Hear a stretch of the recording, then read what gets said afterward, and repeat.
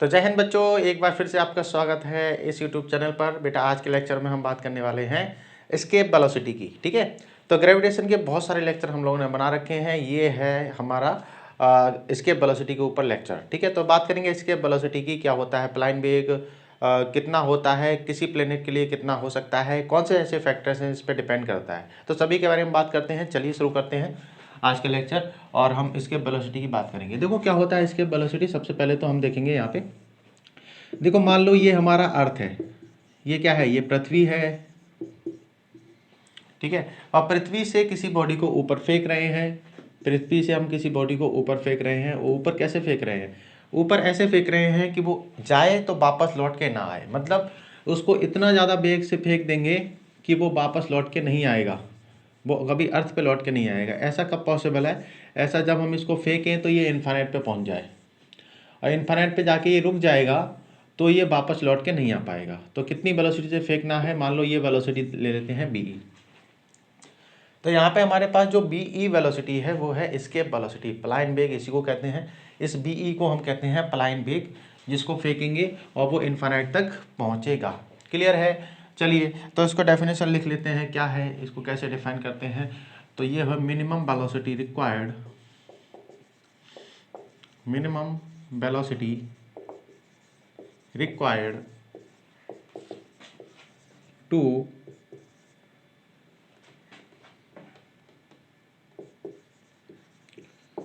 throw a body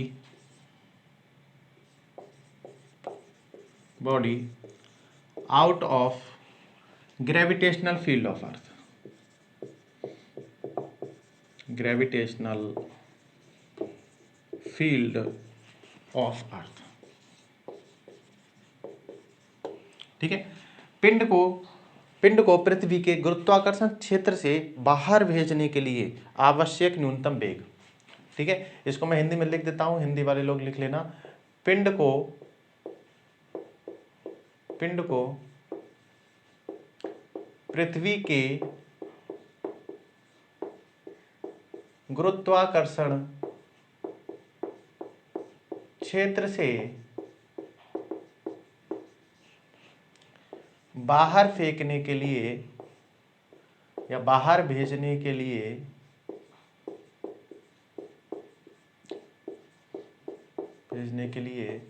आवश्यक न्यूनतम वेग। पिंड को पृथ्वी के गुरुत्वाकर्षण क्षेत्र से बाहर भेजने के लिए आवश्यक न्यूनतम वेग, और इस वेग को हम क्या बोलेंगे? इस वेग को हम बोलेंगे एस्केप वेलोसिटी, पलायन वेग। अब देखो एस्केप वेलोसिटी कितना होगा, अर्थ का कितना होगा, किसी प्लेनेट का कितना होगा। तो हम लगाएंगे law of conservation of energy. ठीक है, ऊर्जा संरक्षण।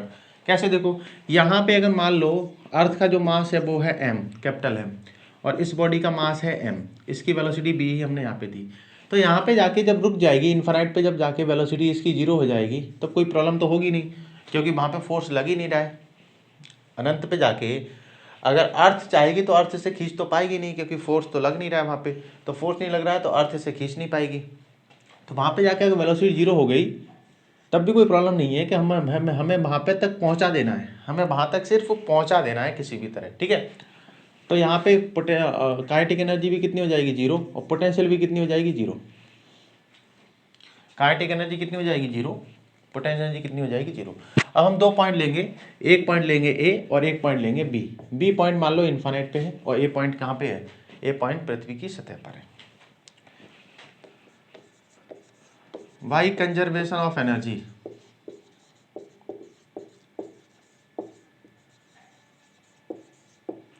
ऊर्जा संरक्षण द्वारा,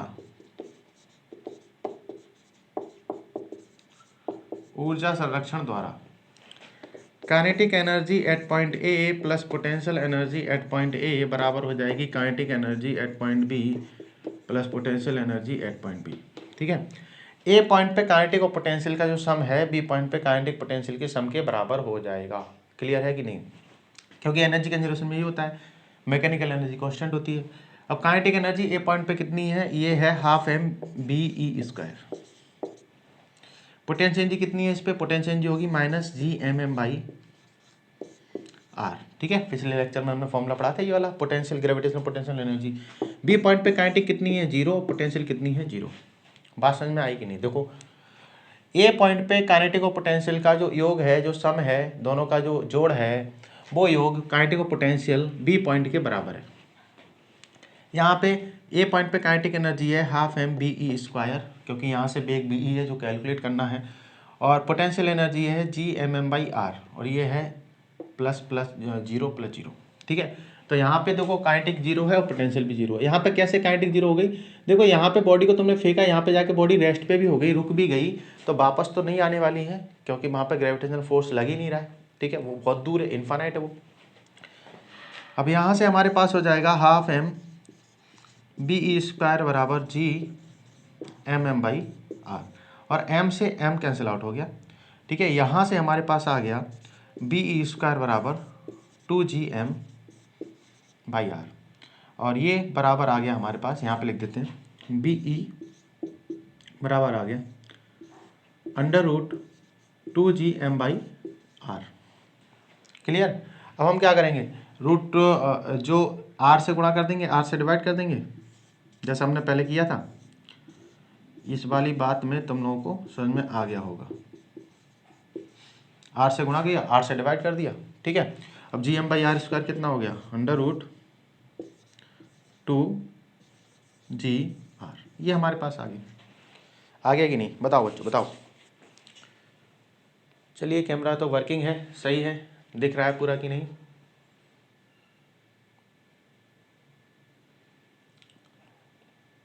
अच्छा, थोड़ा सा नीचे कट गया है, मैं दोबारा लिख देता हूँ इसको। ठीक है, यहाँ के बाद में देखो हमने क्या किया है, यहाँ के बाद में हमने ये लिख दिया है r से गुणा करके, r से डिवाइड करके √2gr।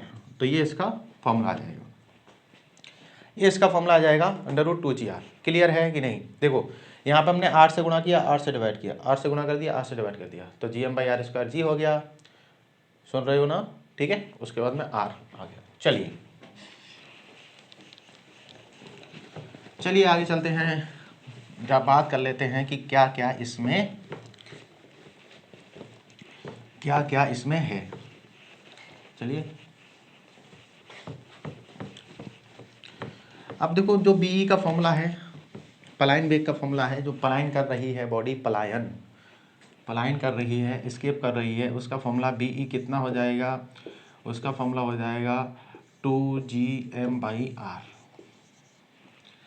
किस किस पे डिपेंड करेंगे, किस किस पे ये डिपेंड करेगा, किस किस को प्यार करूं? ठीक है, तुम लोगों को पता ही होगा। तो ये किस किस पे डिपेंड कर रहा है? ये डिपेंड कर रहा है basically mass of earth M E, ये पृथ्वी का अर्थ द्रव्यमान है। आर क्या है? आर है रेडियस, पृथ्वी की त्रिज्या। ठीक है, और जी तो कांस्टेंट है। तो ये बेसिकली बॉडी के मास पे डिपेंड नहीं कर रहा है, मतलब जिसको फेंका जा रहा है उसके मास पे डिपेंड नहीं कर रहा है। तो वही हमें याद रखना है, एस्केप वेलोसिटी,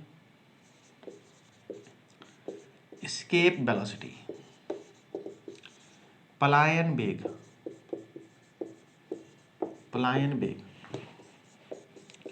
सबसे पहले तो depends on mass of Earth, पृथ्वी के द्रव्यमान पर निर्भर करता है। लिखते रहना बेटा, पृथ्वी के द्रव्यमान पर निर्भर करता है।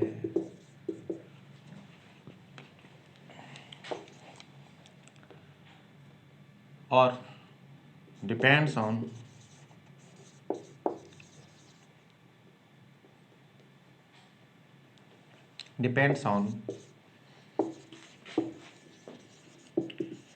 रेडियस ऑफ अर्थ, पृथ्वी की त्रिज्या पर निर्भर करता है।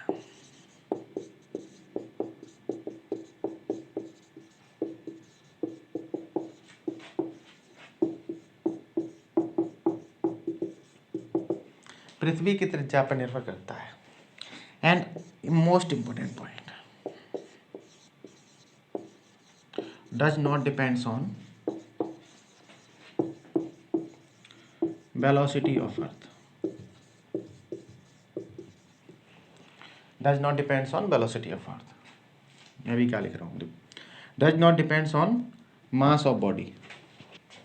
इसके लिए क्षमा प्रार्थी मैं हूँ, ठीक है, गलत लिख दिया मैंने, कोई बात नहीं। Does not depends on mass of body, पिंड के द्रव्यमान पर निर्भर नहीं करता है, पिंड के द्रव्यमान पर निर्भर नहीं करता है। क्लियर है? And most important point, most important, देख रहे हैं, देख लेते हैं दिख रहा है कि नहीं। मोस्ट इंपोर्टेंट पॉइंट ये है, does not depends on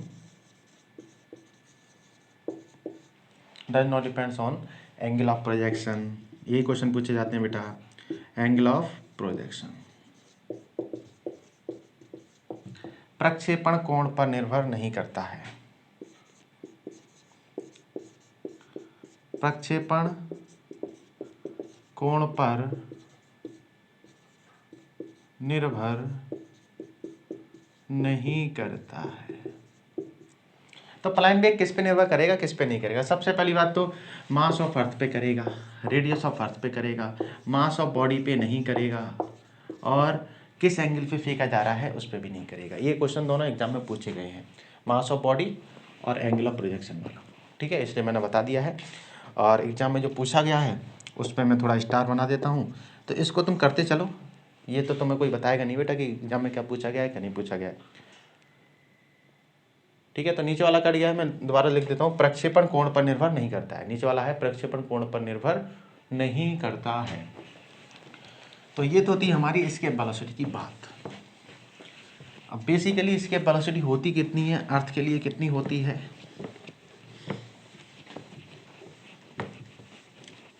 escape velocity अर्थ के लिए कितनी होती है? अर्थ के लिए एस्केप वेलोसिटी होती है 11.2 किलोमीटर प्रति सेकेंड।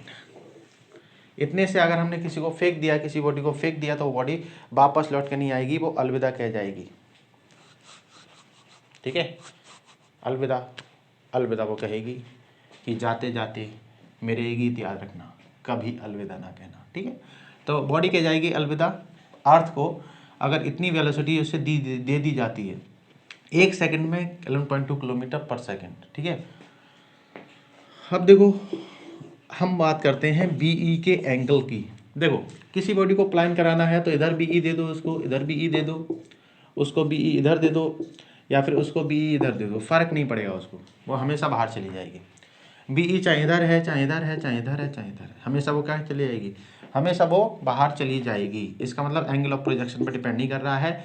11.2 किलोमीटर पर सेकेंड देना है तुमको, और वो किसी भी डायरेक्शन में दे देना है।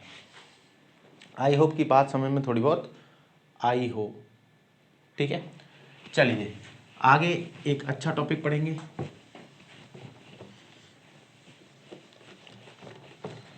अच्छा टॉपिक पढ़ेंगे आगे।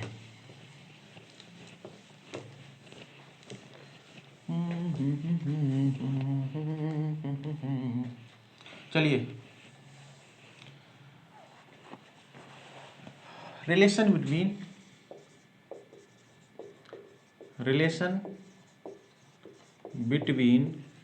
Be and BO, BE and BO, BE और बीई में संबंध, बीई और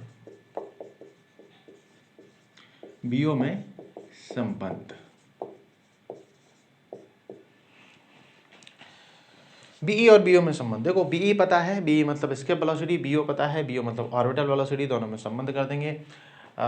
दोनों में क्या संबंध करेंगे, देखो फॉर्मूले से बेटा, वो वाला संबंध नहीं जो तुम समझ रहे हो, ठीक है, वो खराब वाला संबंध नहीं, अच्छा वाला संबंध करेंगे। तो बीओ कितना हो जाता है, बीओ बेसिकली हो जाता है, इसका फॉर्मूला अगर तुम्हें याद आ रहा हो तो ये हो जाता है GM/R।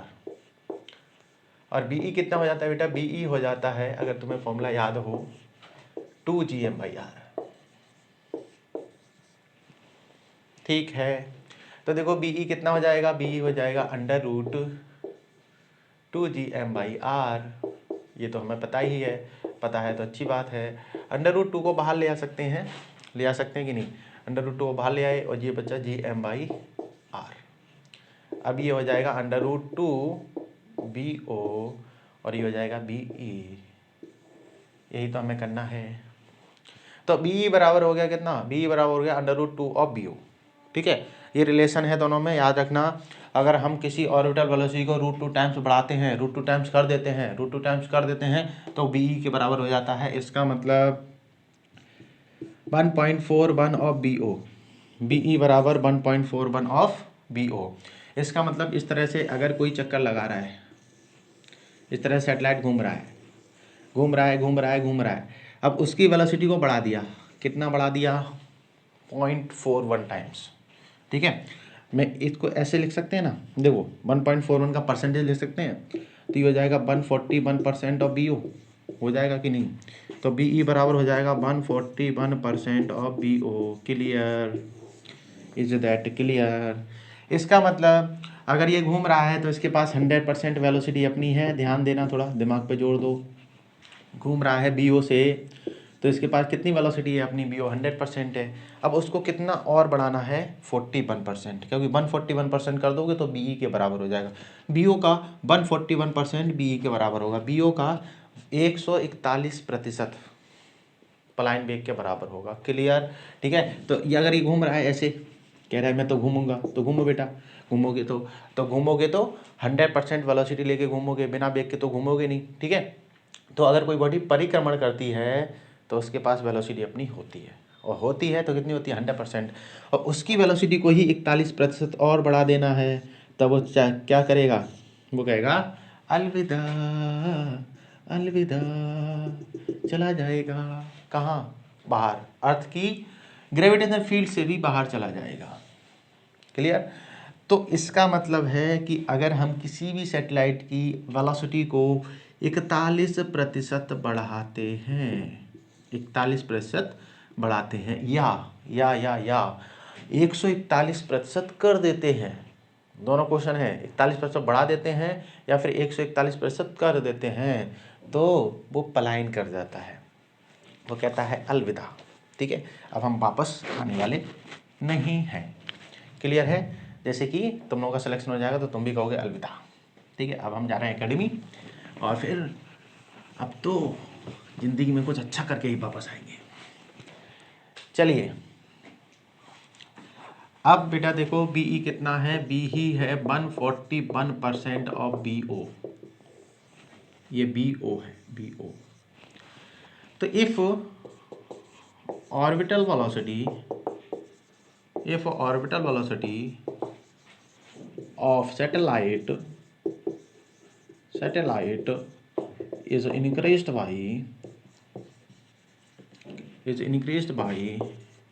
41%, it will escape। यदि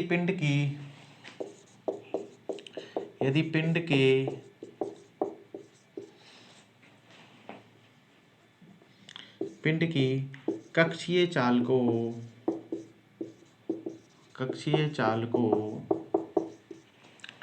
41% बढ़ा दिया जाए तो यह पलायन कर जाता है।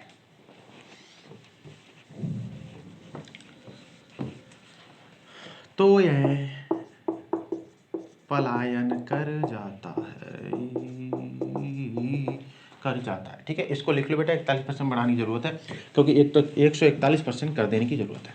क्लियर है, आई होप की बात क्लियर हो गई होगी। ठीक है, चलिए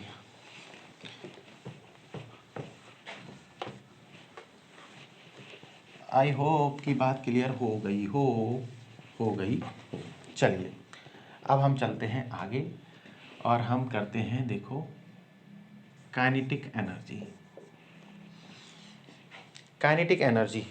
ठीक है, काइनेटिक एनर्जी एस्केप की कितनी होगी, तो हमें भी ये पता है, देखो बी ई बराबर होगा √2 टाइम्स ऑफ बी ओ। कोई डाउट तो नहीं होना चाहिए किसी को भी, मैं देख लेता हूँ, एक बार चेक कर लेता हूँ सब कुछ ठीक है कि नहीं। सब कुछ ठीक है, लेकिन थोड़ा कोई बात नहीं, तुम लोग समझो बस। बी ई बराबर √2 टाइम्स ऑफ बी ओ, तो बी ई का स्क्वायर बराबर 2 टाइम्स ऑफ बी ओ का स्क्वायर, बी का स्क्वायर बराबर 2 टाइम्स ऑफ बी ओ का square. Clear, all clear, any doubt? ठीक है, अब हम क्या करेंगे, अब हम दो एम से मल्टीप्लाई कर दें। एम बी ई स्क्वायर बराबर 2 एम बी ओ स्क्वायर कर सकते हैं कि नहीं? दोनों साइड कर सकते हैं। एम से मल्टीप्लाई यहाँ पे, एम से मल्टीप्लाई यहाँ पे। मल्टीप्लाई करने के बाद में दोनों को 2 से भाग भी कर सकते हैं दोनों साइड। जो भी करेंगे दोनों साइड करेंगे, ठीक है, जो भी करेंगे दोनों साइड करेंगे। तो बी स्क्वायर बराबर 2 times of B O square, M B square by 2 बराबर M B O square by 2। अब देखो ये बन गया, ये बन गया काइनेटिक एनर्जी एस्केप, और ये 2 गुना हो गया काइनेटिक एनर्जी ऑर्बिटल।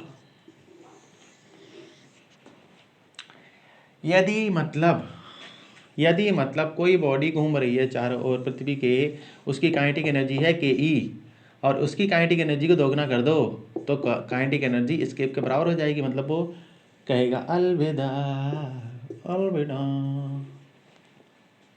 क्लियर?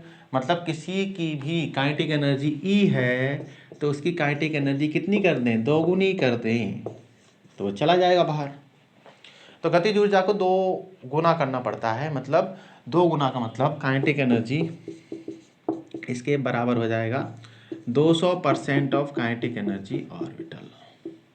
ठीक है, काइनेटिक एनर्जी इसके बराबर हो जाएगा 200% of kinetic energy orbital. Kinetic energy इसके बराबर हो जाएगा 200% ऑफ काइनेटिक एनर्जी ऑर्बिटल। इसका मतलब जब ये घूम रहा होगा तो इसके पास अपनी काइनेटिक एनर्जी ऑर्बिटल तो होगी ना। बिना काइनेटिक एनर्जी कैसे घूमेगा? बिना वेग के घूम ही नहीं पाएगा। और होगी तो कितनी होगी? 100% होगी। 100% होगी उसके पास, और 100% इसको और दे देनी है। उसे कहना है जितना पैसा तुम्हारे पास है ना उतना हम चले जाओ, लो और मज़े करो। तो वो क्या करेगा? वो मज़े नहीं करेगा, वो कहेगा कि हम चल रहे हैं, हम बाहर जाएंगे, अर्थ पे रहेंगे ही नहीं। अब तो ऊब गए यहाँ पे रहते रहते। कोई बात नहीं, बाहर चले जाओ बेटा, ठीक है, बाहर चले जाओ, लो 100% ले जाओ। तो 100% तुम्हारे पास खुद थी, 100% हमने और दे दी, कितनी हो गई? 200% हो गई, और 200% हो गई तो एस्केप में कन्वर्ट हो गया। वो एस्केप में कन्वर्ट हो गया तो उसके पास इतनी एनर्जी है कि वो चला जाए, बाहर चला जाए। ठीक है, इसका मतलब यहाँ से भी क्वेश्चन बनता है बेटा, ये यहाँ से क्वेश्चन बनेगा कि किसी की काइनेटिक एनर्जी अगर के ई है तो उसकी काइनेटिक एनर्जी को कितना किया जाए? डबल किया जाए। कितना और दिया जाए? उसको जितनी है उतनी और दिया जाए। ठीक है, डबल तभी तो होगी, तभी तो वो बाहर जाएगा। तो इस तरह का क्वेश्चन बनता है। ठीक है, तो ध्यान रखना, ये क्वेश्चन भी एग्जाम के पॉइंट ऑफ व्यू से बहुत ज़्यादा इंपॉर्टेंट बन जाता है। क्लियर है? आई होप की बात क्लियर हुई हो। ठीक है, तो kinetic energy escape and kinetic energy orbital, escape velocity and orbital velocity concept clear हो गया होगा तुम लोगों का। क्वेश्चन आएगा तो कर दोगे। और ग्रेविटेशन पोटेंशियल एनर्जी और दिस। ठीक है, देखो बेसिकली हमारे पास पोटेंशियल एनर्जी का फॉर्मूला क्या था? ये था -G(m)/r। हमारे पास काइनेटिक एनर्जी का फॉर्मूला क्या था? ये था +G(m)/2r। ठीक है, याद कर लो बेटा, थोड़ा पढ़ लिया करो। -G(m)/2r। क्या तुमको नहीं लगता कि यहाँ से काइनेटिक एनर्जी टोटल एनर्जी के बराबर है? और टोटल एनर्जी मतलब बाइंडिंग एनर्जी, बाइंडिंग एनर्जी मतलब जो एनर्जी चाहिए मुक्त होने के लिए, मुक्त होने के लिए एनर्जी चाहिए, ये माइनस टोटल एनर्जी के बराबर होती थी। और ये हो जाएगा G(m)/2r। क्या बाइंडिंग एनर्जी काइनेटिक एनर्जी के बराबर आ रही है कि नहीं? देख लो यहाँ से देख लो, तुम लोग खुद देखो, आ रही है कि नहीं? बिल्कुल आ रही है। जब ये दोनों एनर्जीज बराबर हैं, जब ये ऊर्जा इसके बराबर है, इसका मतलब दोनों इक्वल हैं। इसका मतलब तुमने अगर काइनेटिक एनर्जी के बराबर एनर्जी उसको और दे दी बॉडी को तो वो बाहर चली जाएगी। यही तो मैंने अभी बताया था कि काइनेटिक एनर्जी के बराबर और एनर्जी एक दे दी जाए। ठीक है, तो टोटल एनर्जी में काइनेटिक एनर्जी को जोड़ देंगे -G(m)/2r में G(m)/2r और जोड़ दिया तो टोटल कितना हो गया? 0। इसका मतलब टोटल एनर्जी 0, मतलब अट्रैक्शन खत्म, टोटल एनर्जी निगेटिव है ना। इसका मतलब अर्थ से बाउंडेड है, बॉडी बाउंडेड है, तो बॉडी को उतनी एनर्जी और चाहिए बाहर जाने के लिए जितनी उसके पास है। जितनी काइनेटिक एनर्जी उसके पास है उतनी एनर्जी और चाहिए बाहर जाने के लिए। तो इस फॉर्मूले से भी लग रहा है हमको कि फॉर्मूले में काइनेटिक एनर्जी का मैग्नीट्यूड टोटल एनर्जी के मैग्नीट्यूड के क्या है? बराबर है। क्लियर है? टोटल एनर्जी के मैग्नीट्यूड के बराबर है। आई होप की बात क्लियर हुई हो, है कि नहीं?